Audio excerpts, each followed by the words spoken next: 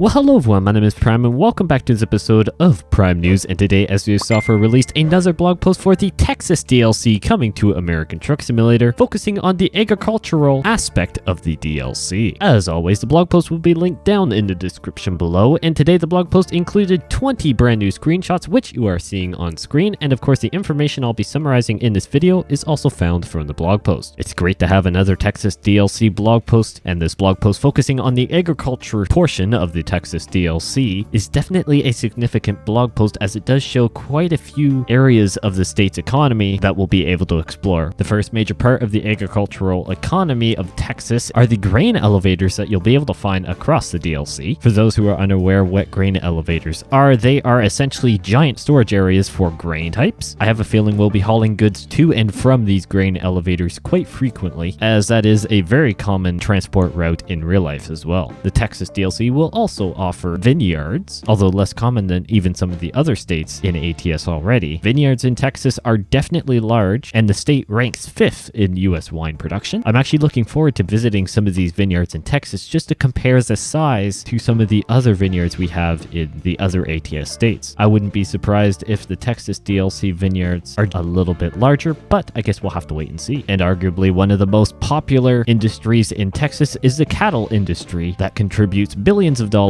to the markets. A while back now, we learned about the cotton industry, so if you want to check out that Prime News video, I'll try to remember to have it in the card above, as there was already a blog post on that. Interesting enough, you'll also find farms that are growing watermelons. Honestly, something I wasn't expecting to see in the blog post, but it's definitely an interesting crop type and ultimately something different, so it's all good in my books. Overall, I have to say that the agricultural economy of Texas is looking very, very strong. A few people over in the Prime Simulation Discord pointed out that this blog post seems to be kind of grouping some of the topics that are on the Texas microsite more or less into one blog post. So there is a chance Texas is farther along than what we were thinking, and maybe the release date won't be so far away. But honestly, that's a bit of speculation and I don't like to do that. But ultimately, I'm just really hoping Texas comes sooner than later, and I think a lot of you guys will agree with me. So thank you all so much for watching, and I will see you in the next one.